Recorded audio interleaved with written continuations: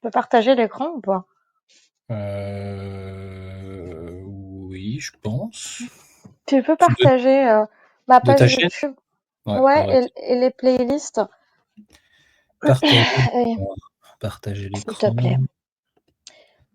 Tu Donc, me dis si en on gros, y est, là? Oui, on y oui, est. j'explique aux gens. Donc, Playlist. je vais essayer de faire un deuxième live par semaine parce que je vois que celui-là marche très bien et puis il plaît aussi. Et n'est-ce pas? Enfin, si vous avez des choses d'ailleurs, des critiques à faire ou autres, vous pouvez me les faire tant que je suis là dans les commentaires.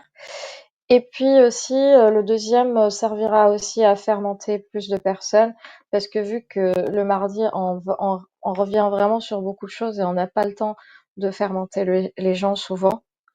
Donc ça permettra de faire monter du monde un autre jour de la semaine, je sais pas encore lequel. Euh, Puisque je me suis pas encore organisée, mais je sais que je vais le faire. Et puis, vous avez la playlist, c'est celle à côté de Géopolitique d'Allah. Tu veux que je clique C'est dessus? là.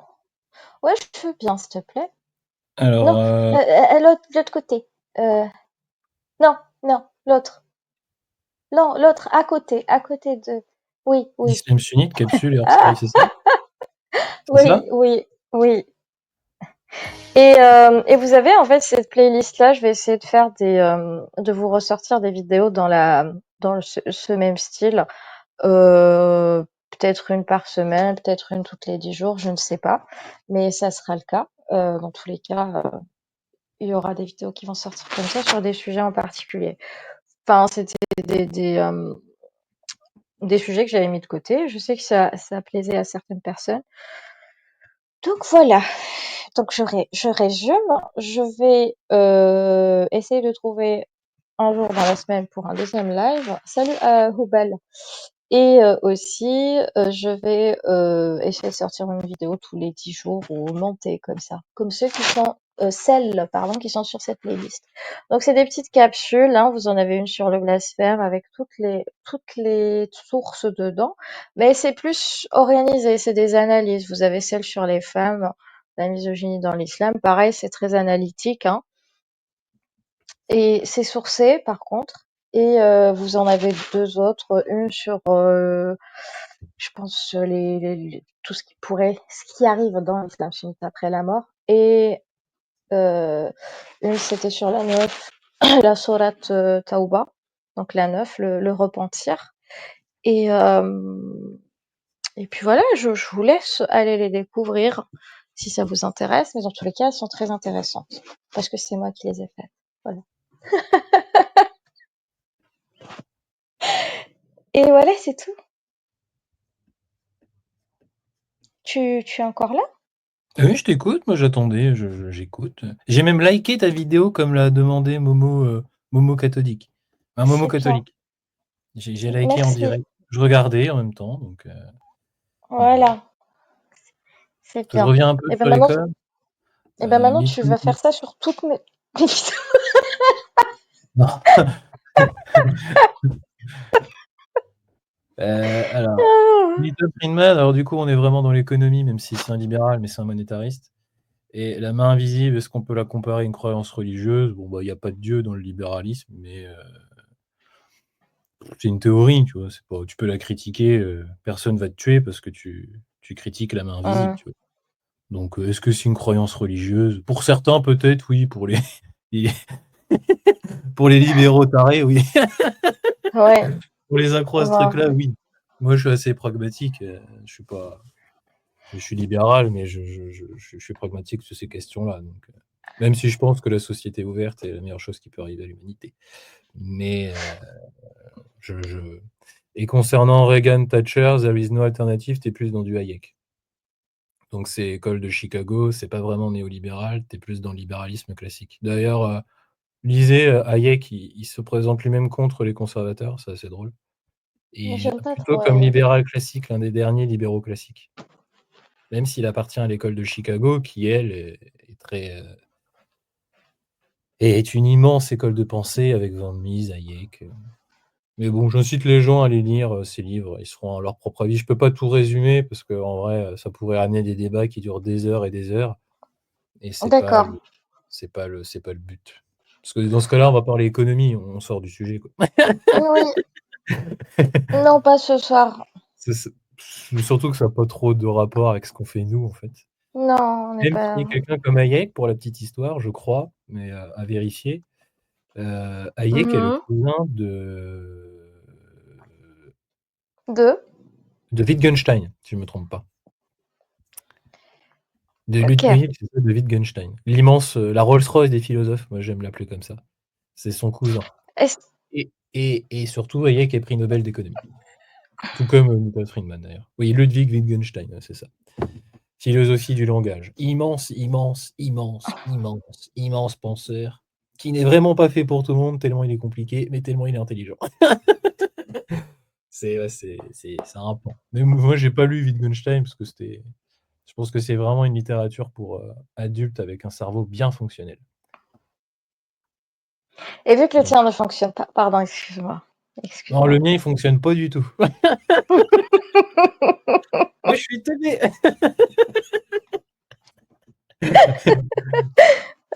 Non mais C'était en vrai, toi, gratuit. tu vois, il y a Désolée. des non mais il y a des personnes, tu vois, et j'ai feuilleté Wittgenstein, mais je l'ai pas lu, tu vois? J'ai dû lire, 30 pages dans ma vie, tu vois? Mais, je suis pas spécialiste de la question, tu vois? Je peux pas te parler de Wittgenstein comme ça. Philosophie du langage, c'est ultra précis. Oui, mais il Hayek, n'y a j'ai pas de beaucoup souci. plus lu, tu vois? J'ai lu La route de la servitude, mais je peux pas te faire un exposé complet sur, la pensée de Wittgenstein, ou de Milton Bon, Friedman à un moment de faire de l'économie, quoi, c'est pas le but. comme ça, on va commencer. Ouais, hop Parce là. qu'on parle, on se perd vite. Il est déjà 48, hein.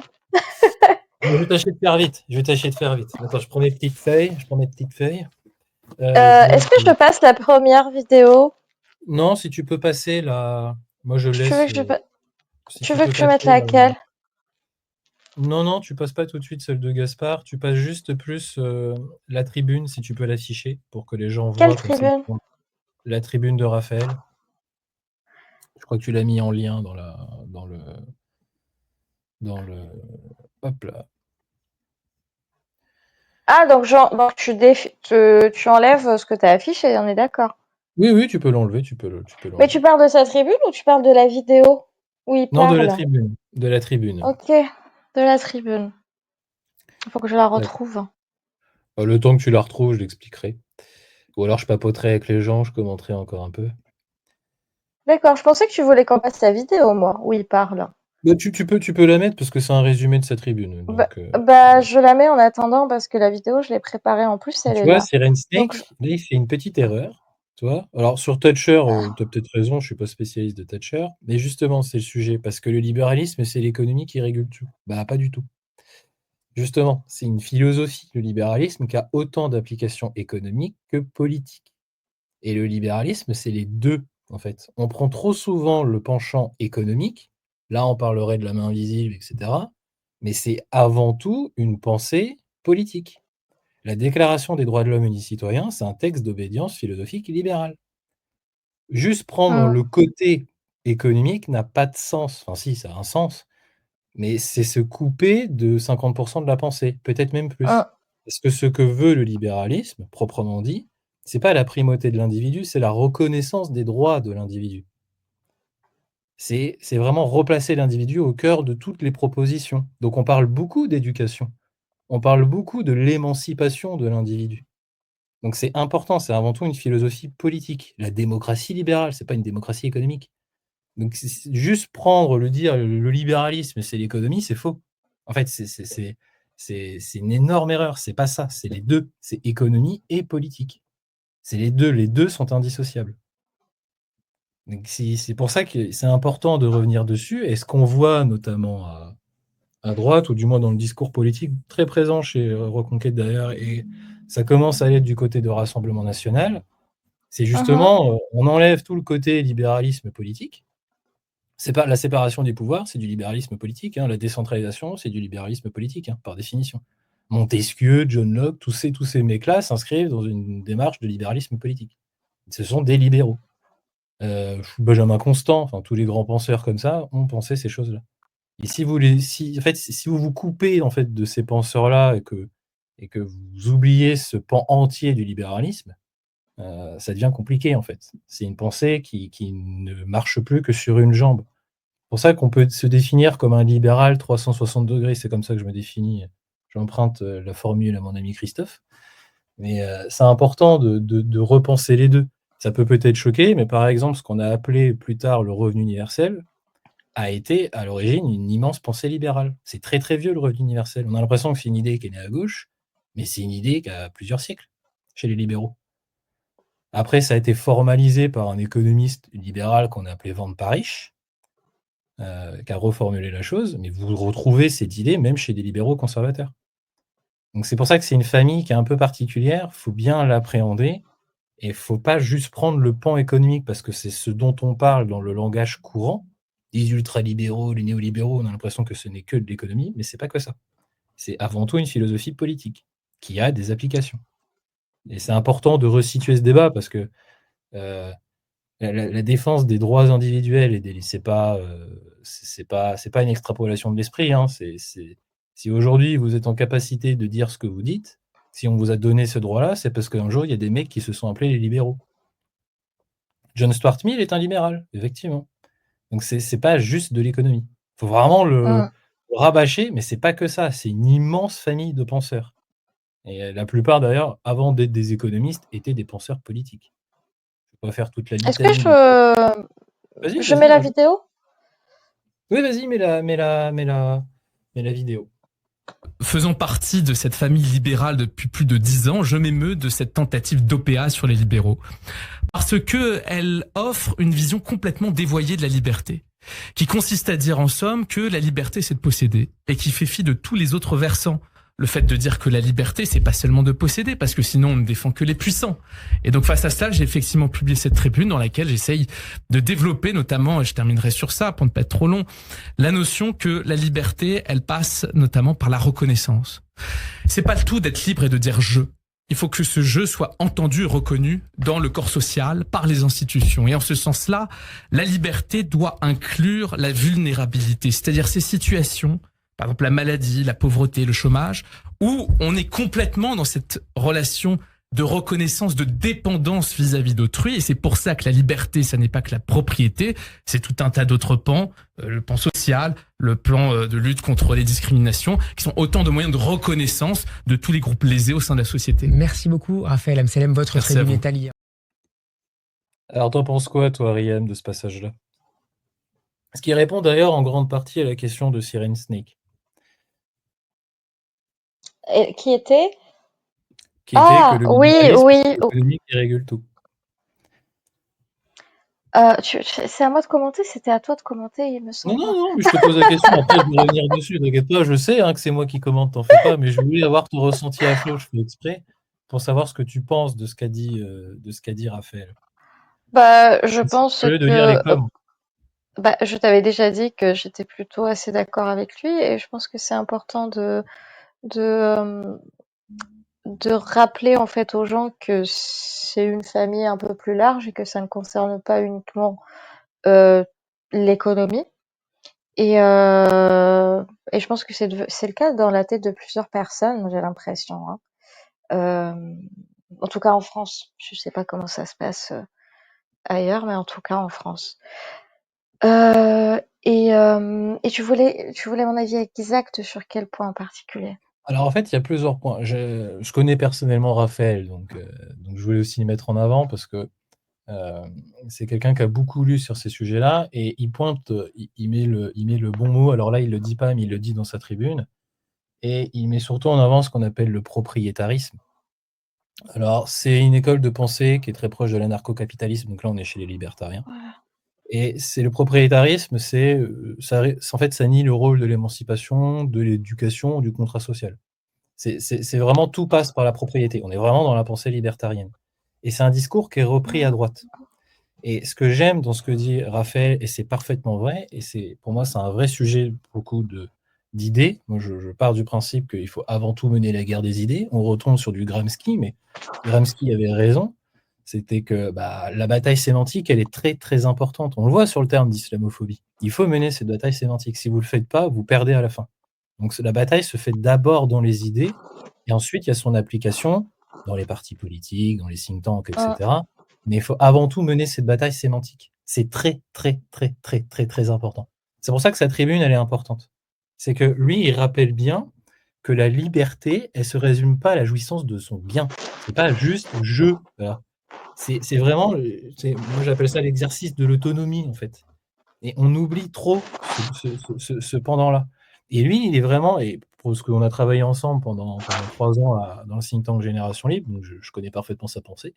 Mais pour moi, c'est important de réhabiliter, moi, ce que j'appellerais plutôt un libéralisme assez réciproque. Il parle de vulnérabilité, d'humanité. On avait parlé lors d'une de nos premières émissions de ce qu'étaient les droits fondamentaux, qui étaient aussi construits sur la notion de dignité humaine. Mais c'est précisément ce qu'a amené le libéralisme, la dignité humaine. Et dans sa tribune, il évoque notamment Paul Ricoeur ou Claude Lefort, qui sont des gros penseurs, pas forcément d'ailleurs libéraux, mais qui ont beaucoup apporté en termes de philosophie. Et il le dit bien, il faut toujours penser la liberté comme une construction qui est jamais achevée. La liberté, elle est toujours inachevée. Là, on retomberait un peu sur des discours qu'on a souvent eus, des discussions qu'on a souvent eues, c'est qu'il faut jouir de ses droits. Quand on retombe sur la thématique de l'islam, qu'il faut critiquer l'islam, mais c'est précisément celle-ci, c'est que la liberté, si vous ne l'utilisez pas, on vous la prend, tôt ou tard. T'es un peu trop proche du micro, non?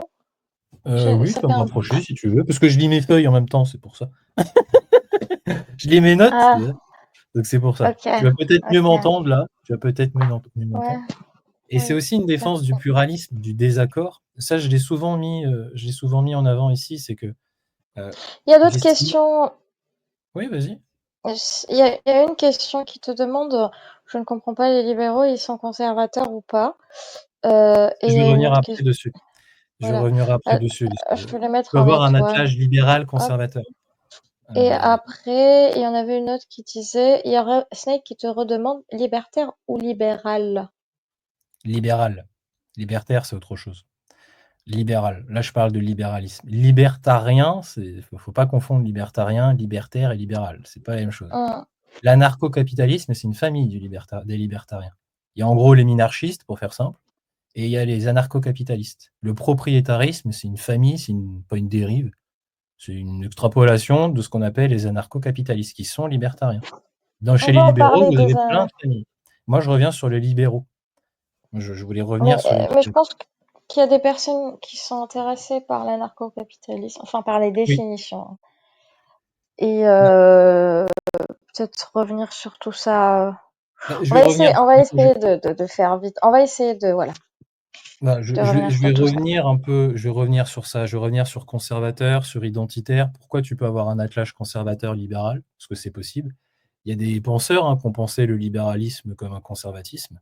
Je pense à Edmund Burke, pour ceux qui veulent. C'est un penseur du XVIIIe siècle qui a beaucoup analysé la Révolution française. Donc lui, on l'estime, Edmund Burke, B-U-R-K-E, pour ceux que ça intéresse. Il est considéré comme le penseur du libéral conservatisme. Il y a un attelage qui est possible, parce que dans sa manière de fonctionner, le libéralisme peut être assez lâche. Tout à l'heure, on parlait de la dimension économique. On peut abandonner la dimension économique et ne prendre que la dimension politique. Et on peut abandonner la dimension politique et ne prendre que la dimension économique. Et on peut l'attacher à d'autres idées. Parce que le libéralisme est assez lâche dans sa conception. Jusque-là, ça te va? Parce que j'essaie d'aller le plus vite possible. Je Tu m'as voulais demandé revenir. la tribune, elle est là. Du coup, comme ça, les gens pourront voir la tribune. S'ils veulent Attends, je vais voir. s'intéresser. Ouais. Il l'a mis en accès sur son compte, si je ne me trompe pas. Les gens peuvent la lire directement. Il l'a publié sur son compte. Donc, j'incite vraiment les gens à la lire, à se faire un avis. Moi, ça m'a un petit peu rassuré que des gens pensent comme ça aujourd'hui. Je ne vous le cache pas. Je me suis dit, c'est bien. Il existe encore des personnes qui savent penser la liberté et qui savent associer libéralisme politique, libéralisme économique et surtout les questions de pauvreté, la question de dignité humaine. Et il ne faut pas oublier que c'est quand même l'origine de ce qu'était le libéralisme. C'était aussi beaucoup répondre à la question de pauvreté. Et donc voilà, c'était ce que je voulais mettre en avant. Sur tu veux peut-être que je revienne sur la définition de propriétarisme, parce que lui, il l'aborde dans sa tribune. Il le cite pas forcément dans l'extrait radio, parce que c'est un petit extrait radio d'1 minute, mais lors de son échange, il l'évoque. Et le Mmh. propriétarisme, c'est une doctrine politique, philosophique, oui, on va dire philosophique, qui est vraiment issue de ce que je disais, de l'anarcho-capitalisme, qui est une frange du libertarianisme. Et le concept est le suivant, c'est de dire que le droit de propriété est la seule source légitime de droit et de la liberté. Donc tout s'organise autour de ce principe. C'est vraiment le culte de la propriété de soi. Il y a quelques penseurs qui sont très emblématiques de cette pensée. Le premier, c'est Murray Rothbard. C'est vraiment le penseur majoritaire avec Robert Nozick du libertarianisme. Mais Rothbard, c'est vraiment la pensée anarcho-capitaliste. Donc c'est vraiment, c'est voir que l'État, chez les anarcho-capitalistes, il n'y a pas d'État. Ça n'existe pas. Tout passe par le contrat et tout État est une violence. Donc c'est vraiment penser un monde sans État où les droits sont garantis uniquement par des contrats privés. Alors que chez les libertariens, on va dire plutôt tendance minarchiste, vous êtes plus chez Robert Nozick, vous avez une petite conception de l'État. J'essaie de vulgariser au maximum. Dites-moi si vous voulez que je vulgarise certains concepts. Tu me dis, Riam, si tu veux que je vulgarise certains concepts, je peux revenir dessus. Qu'est-ce que je peux ajouter d'autre? Ah oui, et pourquoi en France une partie de la droite serait attirée par ces idées-là? C'est que, en fait, ça flirte souvent avec un État fort pour l'ordre et surtout, en fait, il y a cette, on a déjà eu cette conversation-là, Riam, mais il y a la détestation de ce que serait, en fait, chez les libertariens, il y a la détestation de ce que c'est l'ordre, en fait. Ils n'aiment pas l'ordre. Et ils n'aiment pas notamment les totalitarismes. C'est vraiment le culte de l'individu roi. Et quand on revoit les discours qui est tenu, et là, ça va te faire friser, toi, Riam, mais de ce qu'on entend par le wokisme, qui serait un nouveau totalitarisme de la pensée, tu peux avoir un attelage qui se construit entre cette pensée libertarienne et une pensée conservatrice. Tu vois où je veux en venir ou pas? Ou tu veux que je précise encore un tout petit peu? Pas quand tu dis: «Il n'aime pas l'ordre». Parce que en fait, c'est dans les années 60 aux États-Unis, il y a un penseur qui s'appelle Frank Meyer, qui a mis en avant, qui a développé le concept de fusionnisme. C'est une théorie qui a été, du coup, il l'a théorisé dans les années 50. Et le fusionnisme, c'est l'idée de lier le conservatisme à la liberté individuelle. Il y a une phrase qui est très célèbre, c'est: «La liberté sans vertu mène à l'anarchie, la vertu sans liberté mène à la tyrannie». Et donc, c'est une idée qui a été transmise, qui est très fondamentale aux États-Unis, qui voit la possibilité entre les libertariens qui sont anti-État et plutôt pro-marché, qui peuvent s'associer aux évangéliques qui ont plutôt un ordre moral, et les nationalistes qui vont parler de souveraineté et d'identité. Et donc, ces trois courants peuvent momentanément s'associer. Pourquoi, en fait, ça réapparaîtrait aujourd'hui? Parce que l'ennemi commun, ça serait le progressisme, en fait. Tu vois, le gauchisme culturel, comme on aime le dire en France, les gauchias, comme certains aiment le dire, et toute cette haine du wokisme, du social engineering, on va dire ça comme ça, serait finalement un nouveau totalitarisme soft. Et ça serait une extension illimitée de l'État dans la sphère privée, et notamment dans l'expression. Ce que détestent les libertariens, ce que détestent les conservateurs, et ce que détestent les évangélistes aux États-Unis. Donc tu te retrouves en fait avec trois familles qui peuvent momentanément s'allier. C'est ce que tu as vu en fait aux États-Unis avec le fusionnisme. C'est ce qu'on a plus ou moins retrouvé aussi chez Milley. C'est ce qu'on a retrouvé chez Donald Trump et quelqu'un comme Elon Musk. On voit cette haine de ce que serait la gauche, ou gauchisme culturel comme ils peuvent l'appeler, parce qu'au fond, ça serait un nouveau totalitarisme de la pensée et une extension illimitée de l'État. Et tout ça amène à une possible fusion de tout ça. Et le moyen le plus probable le moyen le plus simple d'arriver à ça, eh ben, c'est d'utiliser un vocabulaire libéral, la liberté, de s'attribuer les vertus du libéralisme, sauf que ce n'est pas du libéralisme. On est dans autre chose. On est dans un dévoiement de ce que serait la pensée libérale. Chez les conservateurs, on a historiquement une hostilité à la pensée unique, donc on retomberait sur, on déteste le wokisme, à la fiscalité, donc là on retomberait plutôt sur des tropismes libertariens, puisque pour eux, l'impôt c'est le vol. Sur la déconstruction de l'identité, oui, les conservateurs veulent une identité, hein, les valeurs. Sur les quotas, la pensée unique. Et donc ça explique en fait momentanément cette alliance entre conservateurs et libertariens, et des fois entre conservateurs libéraux, plutôt des libéraux usés, en fait, qu'on en marre en fait, de cette situation, et qui se disent, nous, on prend juste que le volet économique, et on se dirige plutôt vers les conservateurs. Ça a été des penseurs comme Murray Rothbard qui vont penser comme ça. Et tu peux te retrouver momentanément aussi avec l'alliance avec les identitaires. Alors, c'est possible, c'est des attelages qui existent, et c'est ce que tu vois émerger à droite aujourd'hui. Quand tu vois le discours politique que peut avoir un Éric Zemmour, un Éric Ciotti qui vante Javier Milei et sa tronçonneuse, tu es dans ce type de discours-là. Regarde, là, je vais te passer la vidéo. Florent se plaint. Ok, C'est trop long. je vais passer la vidéo de Gaspard. Gaspard va tout résumer en 1 minute 30. Et puis comme ça, après, Oui, on pourra passer à autre chose. ça coupe un peu. C'est compliqué, Oui, mais il faut absolument revenir dessus. Mais je peux pas faire je autrement. sais. Alors, Non, je mais t'as passe le la droit. vidéo et les gens vont comprendre. Voilà. Moi, les libertariens, je les ai bien connus à une époque, parce qu'il faut quand même comprendre que c'est un vrai mouvement d'idées qui peut être assez fascinant, surtout pour des jeunes, parce que c'est un peu les trotskistes du libéralisme. Ouais, c'est-à-dire, c'est très fermé, c'est des systèmes logiques, tout est droit de propriété, tout s'échange. On peut aller très très loin. Le fils de Friedman proposait de privatiser le système légal. Alors chacun aurait son propre code légal, et quand il y aurait un conflit entre deux parties, il y aurait un arbitre entre ces deux différents codes. Alors là, on imagine que l'IA pourrait rendre tout ça très fluide. Donc, mais je veux dire, c'est un côté assez marrant. Enfin, c'est un vrai système. Un côté utopique, en fait. Utopique, avec une vraie vision de la justice aussi. C'est pas d'horrible, à la base, c'est pas d'horrible cynique. C'est des gens qui essayent de réfléchir au bien des individus, de la société. Après, je pense que c'est très limité quand même intellectuellement, parce que ça prend pas du tout en compte l'anthropologie, l'histoire. Enfin, c'est vraiment un mouvement presque purement logique, en fait, qui prend pas vraiment en compte la dimension même psychologique, humaine des choses. Et puis qui, alors, sur le plan écologique, est nul. Nul. Parce que comme le droit de propriété est le fondement de tout, la tronçonneuse de Milei, elle tronçonne aussi les arbres de la forêt amazonienne, puisque le droit de propriété, il inclut l'abusus, le fait de pouvoir tout détruire, avec cette quand même idée de la superpuissance humaine.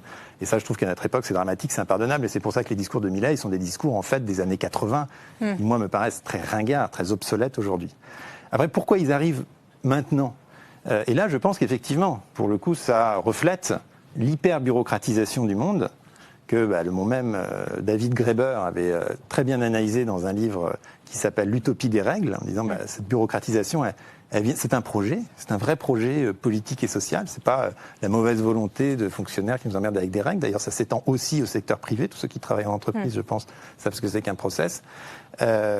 Et nos vies, nos existences sont structurellement bureaucratisées. Et c'est vrai que face à cet excès-là, on comprend l'excès inverse. D'arriver avec la tronçonneuse. Alors, c'est évidemment pas une solution de tout casser. D'ailleurs, ça se passe mal parce qu'ils n'y arrivent pas.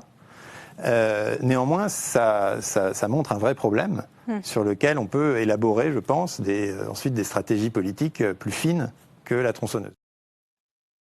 Voilà, il a bien résumé, Gaspard. Voilà. Donc, je voulais revenir sur ça parce que ça me semblait important, parce qu'on utilise souvent, et j'en vois que certains utilisent le terme anarcho-capitaliste, libertarien, libéraux. En fait, ce sont des familles qui sont assez distinctes.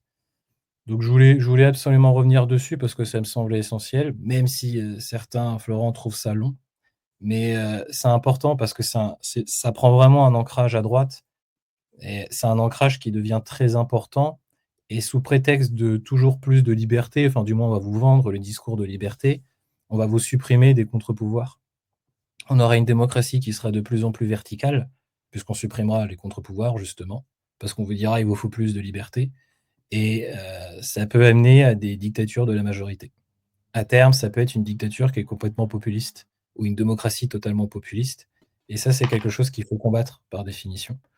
Donc, je voulais revenir sur ça pour expliquer pourquoi on peut avoir cet attelage à droite, parce que ça plaît, ce discours sur la liberté. Les gens ont ce besoin, parce que il y a un attelage qui peut être fait entre conservateurs et identitaires, même si c'est pas véritablement la même chose, et que sous prétexte de liberté, vous pouvez faire passer n'importe quelle position qui, elle, peut être liberticide. Donc c'est important de revenir dessus, parce que cette tribune de Raphaël, elle est importante, parce qu'elle replace bien le cadre du sujet. Et il met bien en avant la notion de propriétarisme qui est en train de gangréner la droite, à mon avis. Voilà, j'ai essayé de faire court, en n'utilisant pas trop de références, mais c'est pas simple sur un sujet pareil. Merci. Je sais, mais en fait, c'est pour suivre. Oui, je sais, j'imagine bien, Il mais les gens il pourront y a, poser il des y a deux, questions. il y a deux façons de citer hein, quand on écrit. C'est soit tu cites dans le texte, soit tu cites en dessous. Et peut-être tu peux citer après, tu peux donner des références si tu veux à la fin. Alors du coup, pour ceux qui veulent des références, Tu peux même les écrire et on peut les mettre on peut les afficher. alors pour ceux qui veulent des références sur ce que c'est que la pensée libertarienne, pour le coup, je vais écrire une bannière. Hop là, vous allez lire Robert Nozick. Mais c'est très. Je sais qu'il y a certaines personnes, en fait, par exemple, Florent, quand il demande est-ce que c'est de gauche ou de droite, je pense que c'est parce qu'il essaie de calquer Oui, en fait, la tu peux trouver politique des libéraux de française. gauche. Oui, tu peux Mais trouver des libéraux de gauche et des libéraux à droite. Tu peux même trouver chez LFI des personnes qui sont, d'ailleurs, c'est assez curieux, mais à LFI, ils sont plutôt dans une tendance à vouloir défendre très fortement la liberté individuelle ou les libertés collectives. Tu es dans une démarche qui est très libérale. Alors après, ça se fait sous fond de cynisme, parce que pour eux, c'est un argument politique et derrière, il y a d'autres mouvances, mais tu te retrouves avec ça. À gauche, tu es plutôt vers un attelage conservateur-libéral. Chez les conservateurs, Attends, la à gauche, t'as dit un attelage conservateur libéral. Hein. non, à droite, c'est plutôt attelage Ouais. conservateur-libéral, excuse-moi. Mais tu retrouves des libéraux partout, en fait. C'est une famille politique qui est éclatée. Tu peux avoir des tropismes. Moi, je connais des personnes comme Monique Cantos-Perber, qui est une personne de gauche, qui pense la pauvreté et elle se présente elle-même comme une libérale. Et tu peux te retrouver avec des personnes qui empruntent un vocabulaire libéral et qui sont libérales, mais qui sont plutôt à droite et qui vont uniquement emprunter la pensée économique et qui vont avoir, à côté de ça, sur on va dire, le plan sociétal, une vision qui est très conservatrice, voire des fois racialiste. Tu peux avoir ces attelages-là. C'est pas une pensée que tu peux retrouver à droite ou à gauche. Tu peux pas la situer politiquement. Elle traverse les champs politiques. Tu la retrouves partout, en fait, ce type de pensée. Est-ce que il te demande, Florent, si c'est du protectionnisme ou pas? C'est-à-dire, Je sais pas. Le le protectionnisme, c'est à libertarianisme. l'inverse du libéralisme. Le libéralisme, c'est la société ouverte, pour le coup. Donc, Non, tout à je l'heure, pense on qu'il parlait parle de... du libertarianisme. Donc on est Ah non, non, non, plus. du tout. C'est pas du tout protectionnisme, pour le coup. Mm. Non. C'est pas... Tout passe par le contrat et la propriété privée. Par contre, toi, l'un des aspects, c'est que un auteur comme Hermann Hoppe, qui est un penseur libertarien, pouvait justifier des inégalités qui pouvaient même être raciales à partir de la propriété privée. Tu peux Mm. arriver à des... C'est un peu ce que dit Gaspard, c'est que c'est tellement logique, c'est tellement Mm. peu carré, que tu peux justifier en allant au bout du bout du bout du bout du bout du raisonnement des pensées qui peuvent, elles, être particulièrement extrêmes. C'est Et ça. tu tombes sur des attelages qui peuvent être identitaires. Parce que au profit de la propriété, en fait, parce que tout passe par la propriété, la liberté, c'est la propriété, tu peux justifier sur ta propriété les pires exactions, y compris racistes. Ça peut aller très loin, ce type de pensée. Alors après, c'est que de la pensée, en application, c'est autre chose. Mais tu peux le penser comme ça. Pas du tout. Non, Elon Musk d'ailleurs, je pense que c'est plutôt libertarien. Oui, je pense que c'est un libertarien, oui. Ouais, il est plus tendance minarchiste, je dirais. Mais c'est pas aussi, il a des tropismes libéraux, oui, il a des tropismes libéraux. Mais c'est pas moi franchement, je le classe pas, j'ai du mal à le classer ce mec-là. Pour moi, il est plus libertarien qu'autre chose ou libertaré, tu vois? C'est une catégorie que j'ai créée. Les libertarés. Après C'est quoi? les libertariens sont très utiles parce qu'ils ont une pensée qui va tellement au bout du bout du bout, que ça permet de se positionner et de réfléchir. En termes idéologiques, c'est important. C'est une famille qui est importante pour penser la liberté. Parce qu'il la retourne dans absolument tous les sens. Donc ça, c'est intéressant. Dans un débat, c'est intéressant. Après, en application, je suis pas pour parce que ça c'est trop mécanique. Enfin, il y a quelque chose qui me plaît Mmh. pas. Gaspard l'expliquait bien, tu oublies une dimension humaine, psychologique, anthropologique. Et les Oui, libertariens c'est très mécanique et ça prend pas en compte plein d'autres facteurs. Mais voilà. ça Là où reste les très logique, libéraux, mais ouais, ça fait peur. voilà. Là où les J'ai l'impression. libéraux veulent une dimension politique, qui pense à la dignité humaine, qui pense ces choses-là. Ce que ne fait pas les libertariens. Parce que la grosse différence, c'est que pour les libertariens, tout passe par la propriété privée. Voilà, c'est important. Et c'est quelque chose que tu retrouves dans un discours qui maintenant est teinté très à droite. Ou parce que tu as la haine du progressisme, du wokisme qui est jamais défini, tu te retrouves Mmh. avec un attelage identitaire, ethnoculturel. Il faudrait défendre notre voilà, ethnoculturalisme, on va dire ça comme ça.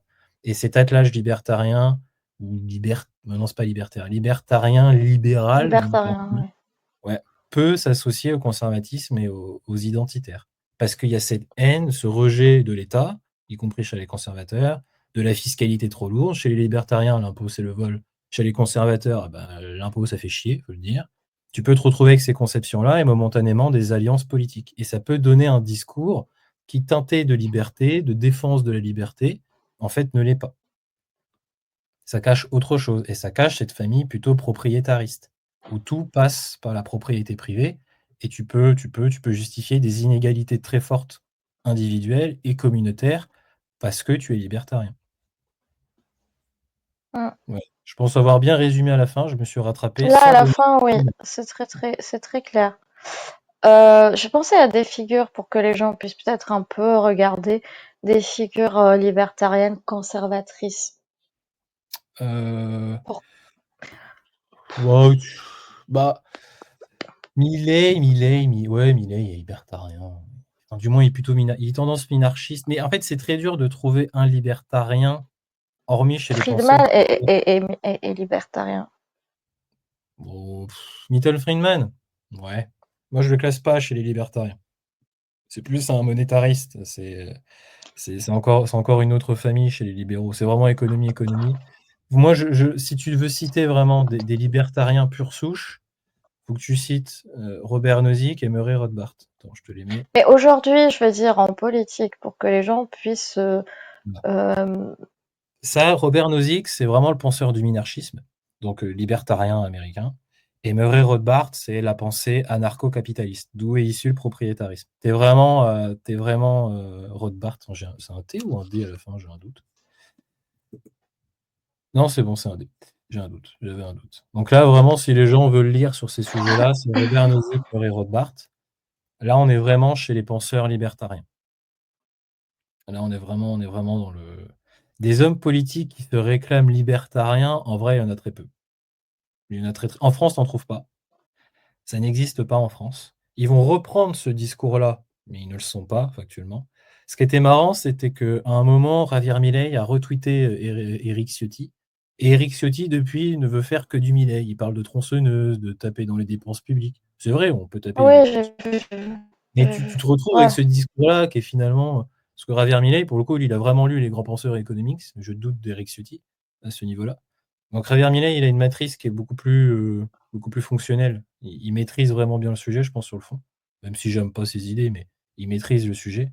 Là où en France, c'est juste un discours qui plaît parce que tu peux avoir une haine de la dépense sociale, toi, les cassos qui utilisent, qui sont tous au RSA ou qui ont des allocations familiales, de l'immigration qui est en train de faire exploser le système social, donc il faut taper. Toi, il faut utiliser la tronçonneuse pour taper dans l'État. Donc toi, c'est un discours qui peut plaire momentanément et qui peut plaire aussi aux conservateurs à ce titre-là. Parce que ça correspond à un moment politique où ce type de proposition de tronçonneuse peut plaire. Tu vois, ça paraît évident, tu vois, ça peut paraître évident pour certains, sauf que dans les mains de certaines personnes, c'est un discours qui peut être très dangereux, parce que tu peux cacher Mm. une absence de contre-pouvoir et une démocratie qui sera totalement directe. Et là, tu es plus dans le gouvernement de la foule. Et à titre personnel, ça me fait un peu peur parce que qu'on soit de droite ou de gauche, c'est important les contre-pouvoirs, hein, c'est quand même la base du système démocratique.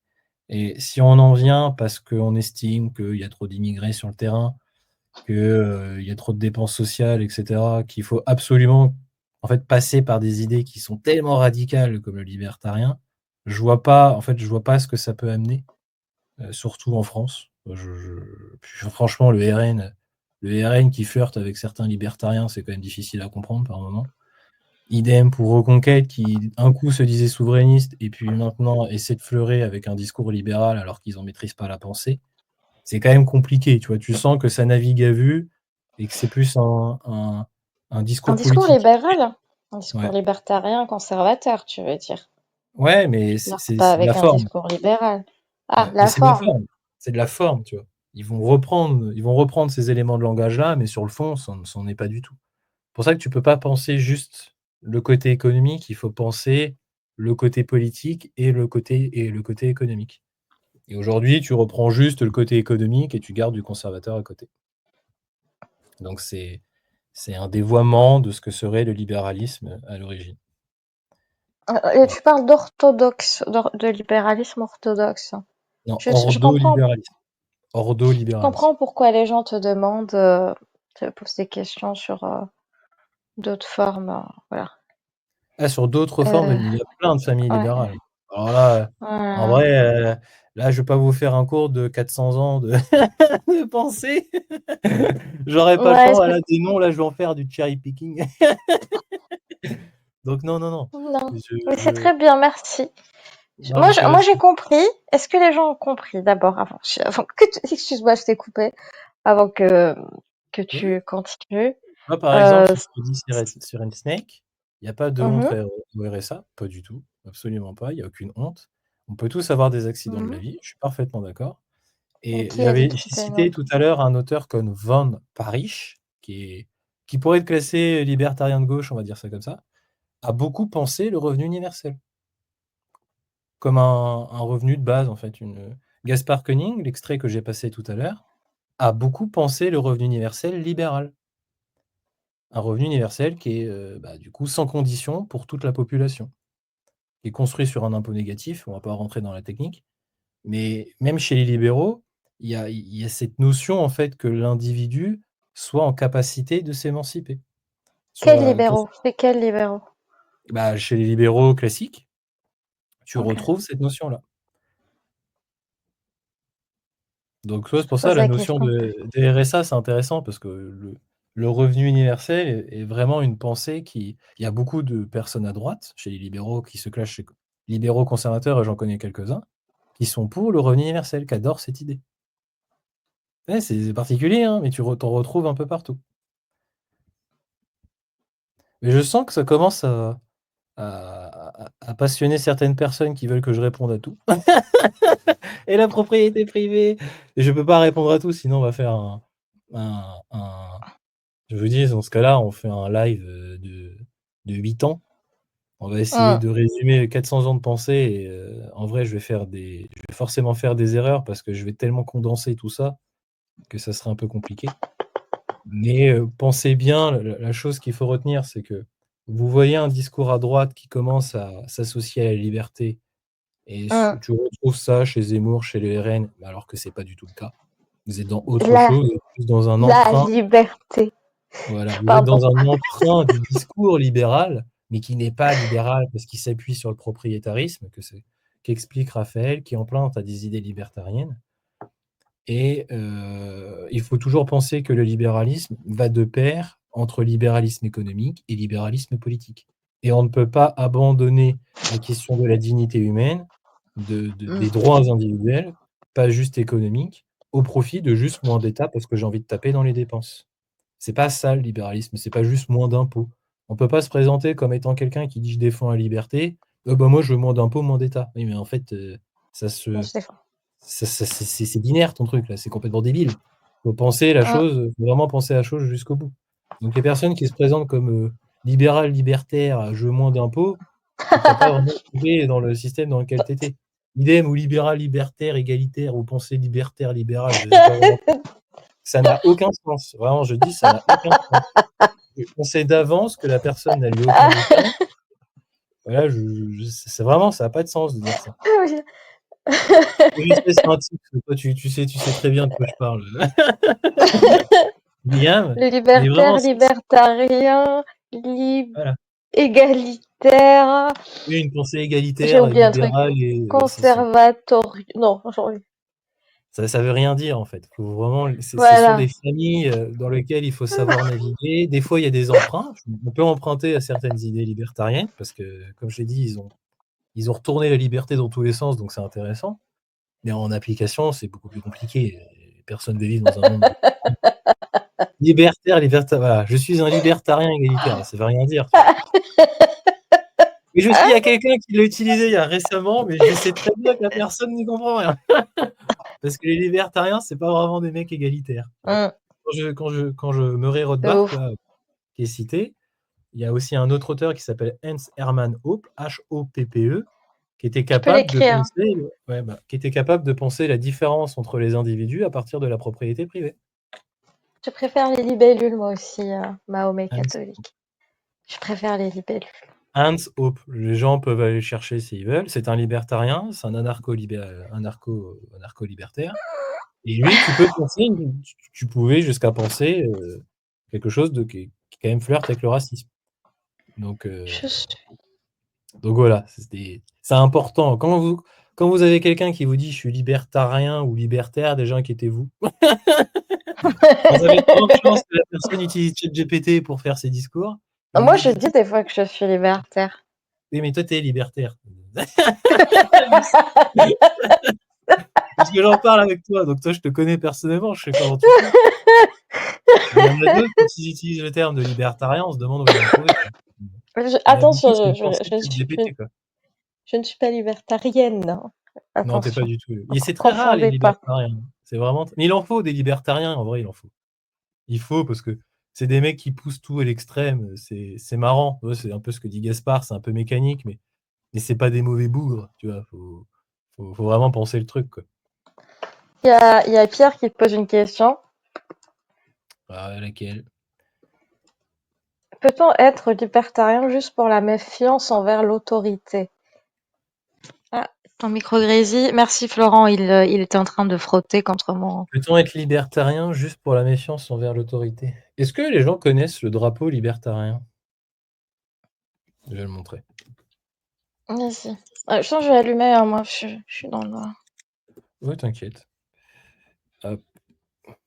Je vais le montrer. Hop, alors, hop. Arrêter l'écran. Présenter, partager écran, drapeau libertarien. Hop. Je le montre. Les gens ont déjà dû voir Don't Shade on Me. Ne me marche pas dessus. T'as dû le voir, ça, Riam? Ce drapeau-là. Tu m'entends, Riam? Oui, je t'ai dit, j'arrive. Il faut que j'allume. Ah oui, ok. Je suis dans le noir. Eh bien, ça, c'est un très très vieux drapeau aux États-Unis, pour dire que cette pensée-là, elle est quand même très ancienne. Ça, c'est vraiment... Vous le trouvez notamment au Tea Party, qui est un parti important aux États-Unis, le Tea Party. Et Don't Tread on Me, la symbolique derrière, c'est ne me marche pas dessus. Donc le serpent en sonnette qui te mord quand il y a besoin. Et ça, c'est le drapeau libertarien. Et sur la question de l'autorité, ce que je me suis dit, c'est important de revenir dessus. T'as pas besoin d'être libertarien pour avoir une méfiance envers l'autorité. Non, libertarien, c'est une famille de pensée, une pensée en fait, c'est une famille de pensée. Donc t'es pas obligé d'être libertarien pur souche pour être... pas du tout, tu peux être libertaire, tu peux être de gauche et repenser l'autorité. Non, la question de l'autorité, c'est une question que tout le monde se pose, donc t'as pas besoin d'appartenir à une pensée en particulier, à moins que tu sois totalitaire, là t'es plutôt pour l'autorité. Non, t'as pas besoin d'être libertarien pour penser la méfiance de l'autorité, absolument pas.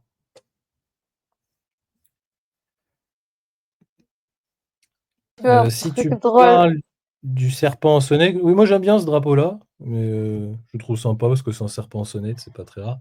Mais si vous regardez des images des meetings de Trump, vous le trouvez très souvent ce drapeau.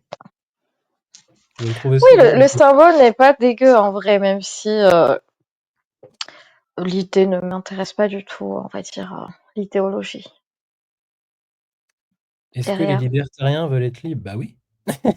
Ils veulent totalement libres. Pour les libertariens, je vais même aller plus loin, le contrat dépasse la loi. Tout est contractualisé. Tout est contractualisé. Le contrat est même supérieur à la loi. Mais D'où après, il y a en fait, vraiment toute l'émanation de l'autorité, de votre liberté, vient de la propriété privée. À partir du moment où tu es propriétaire, tu fais ce que tu veux. Vraiment littéralement ce que tu veux. Donc c'est pour ça, c'est une pensée un peu ce que dit Gaspard, en fait, tu oublies la dignité humaine, tu oublies tout ça parce que tout mais passe par j'allais la dire, il y a vraiment un côté inhumain dedans. Mais oui, mais vraiment. c'est ça que c'est pas que je dis que c'est pas intéressant, mais c'est intéressant en ce sens que c'est une pensée qui est un peu extrême et qu'elle repense vraiment tout ça, en fait. Elle retourne la liberté dans tous les sens. Si tu vas jusqu'au bout de l'idée, tu vois, que tu enlèves la notion, bah, d'humanité, de dignité, tout ça, que tu passes tout par le contrat, parce que c'est vrai que le contrat, c'est pas bête comme idée, hein, vraiment, c'est pas bête. Et ben, tu peux arriver à ce type d'idée, tu vois? C'est une manière de faire société, tu vois? Ça peut se défendre, tu vois? Moi, c'est pas du Mais tout ce que je avec qui? pense. Avec des robots? Ah bah, après, pour moi, un libertarien, ça ne peut pas exister, en vrai, parce que pour être vraiment libertarien, pour moi, le seul libertarien possible, c'est un mec comme Elon Musk qui s'achète une île, et il vit C'est dessus. ça, exactement. Avec Tu peux qui? pas, en Avec, fait. je sais pas, des machines? Mais Voilà, tu peux pas. c'est Par contre, tu peux impossible. emprunter certaines méthodes, genre la tronçonneuse, tu vois? Ça, tu peux l'emprunter, tu vois? Typiquement libertarien, c'est la tronçonneuse. Tu défonces tout, Moi, ça m'a, c'est vraiment moi, la ça m'avait tronçonneuse. vraiment choqué ce passage, cette photo avec la tronçonneuse, je me souviens. Bah là, tu es dans un move de libertarien, tu vois? C'est radical, tu vois? Sur le libertarien a souvent non? C'est qui ça avec qui on parle? Non, le libertarien égalitaire a souvent été musulman féministe. Ça veut rien dire, C'est libertarien égalitaire. c'est pas mal en vrai. C'est rigolo, c'est marrant. Ils s'en foutent de Coucou, l'égalité, les Ziou. libertariens. Ils s'en foutent tellement de ça. C'est pas leur sujet. Alors que chez les libéraux, j'ai déjà eu cette conversation avec toi, Riam, il y a une tension entre liberté et égalité. Mm. Il y a une tension naturelle. Il faut toujours essayer d'arbitrer entre les 2 pour en tirer la quintessence des 2. C'est un arbitrage qui est pas simple. La loi, par définition, elle restreint la liberté. Pourtant, tout le monde est égalitaire devant la loi. Tu vois, il y a des tensions naturelles. Les libertariens, ils s'en foutent de ça. C'est pas leur problématique. Eux, ils ont Mm. déjà résolu la question, c'est la propriété privée et il y a pas d'État. Et ils vont te défoncer avec une tronçonneuse. Ils font ça avec une tronçonneuse. C'est pour ça que c'est intéressant. En fait, ils enlèvent certaines données, tu vois? Et ils vont enlever certaines données du problème et ils vont repenser le truc. En soi, c'est intéressant parce que ça te donne Mais c'est pas une les idée. enlever, c'est juste faire comme si ça n'existait pas alors qu'elles sont Oui, là, mais ces c'est données. intéressant. Justement, dans le monde des idées, c'est intéressant. Tu vois, tu peux te dire: «Ah, en fait, ça donnerait quelque chose comme ça». Ça te permet de réfléchir aussi parce que ça veut dire que tu repenses une partie de la liberté. Ça te donne aussi certaines externalités on va dire en termes de pensée, mais ça permet aussi de te situer et de repenser toi-même les potentiels défauts de ta propre pensée. Ça, en ce sens, c'est intéressant. Toi, la confrontation des idées, tout n'est pas acheté, hein, c'est les Mhm. libertariens, loin de là, tu vois? C'est pour ça qu'il faut les lire, parce que ça fait quand même Mm. réfléchir. Mais Moi, c'est pas franchement, quand je lis ça, ça me... Je sais pas, je trouve ça vraiment très clinique, très ah bah, froid, c'est très clinique, inhumain, c'est très... clinique. ça va finir en expérience sur des handicapés dans des laboratoires et des camps de concentration. Enfin, Oh, voilà, ça peut-être me pas fait penser jusque-là à quand ça. même. C'est ce que ils déte Oui, je les fais une pente libertariens sont glissante contre ça. exprès, Non, ouais. mais ils enlèvent tout le côté humain en fait. Et Bah, c'est si ils pouvaient expliquer rationnellement ça, bah ils le feraient. Bah, c'est pour Je ça que suis désolée. c'est ce que dit Gaspard, c'est très logique, en fait, c'est une matrice très logique.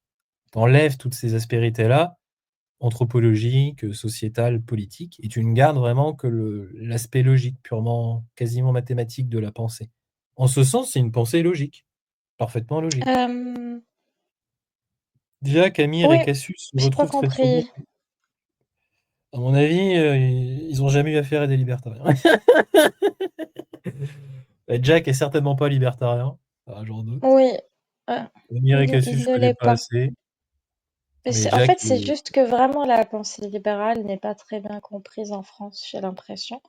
alors Et que c'est c'est pour la ça terre de que naissance du libéralisme avec l'Angleterre.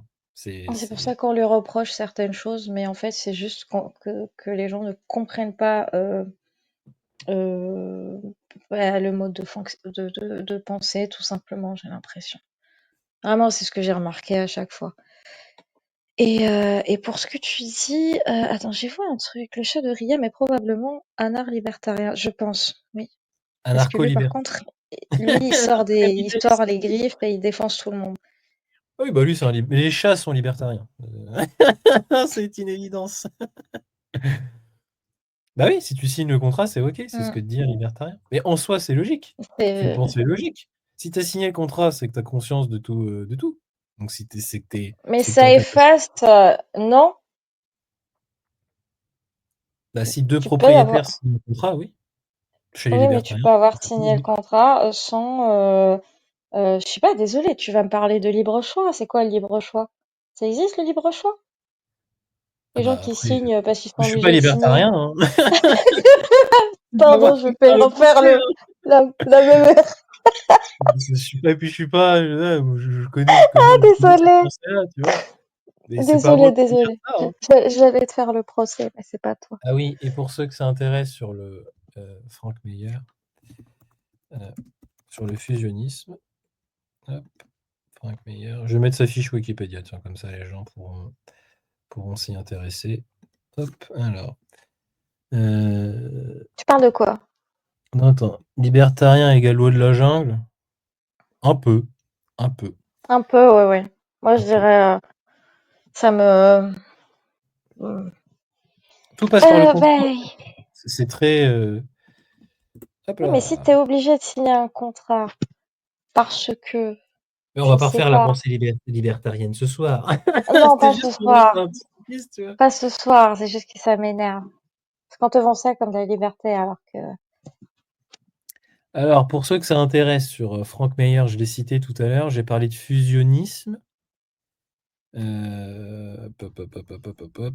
C'est, la manière dont libertariens et conservateurs peuvent s'associer momentanément. J'ai cité Frank Meyer tout à l'heure, donc ceux que ça intéresse, la personne qui est à l'origine de cette pensée fusionniste, c'est lui. Tiens, hop, le fusionnisme, voilà. Fusionnisme, philosophie politique qui associe conservateurs et libertariens. J'ai cité Murray Rothbard tout à l'heure. Voilà. Tu vois, qui va même plus loin que sur la théorie des droits naturels, mais là, on va rentrer sur autre chose et c'est pas le débat. Mais voilà. Pour ceux que ça intéresse, ce sujet-là, ils peuvent aller voir Frank Meyer, qui est un grand penseur quand même, hein. Il a quand même une influence considérable, et qui a pensé la fusion entre libertariens et conservateurs. Donc voilà. Je ne sais pas si les gens ont encore quelques questions sur ce sujet-là. Non, je pense que t'as bien, en plus à la fin, t'as très bien résumé, je trouve. Je trouve aussi que t'as bien résumé, t'as donné des sources. C'est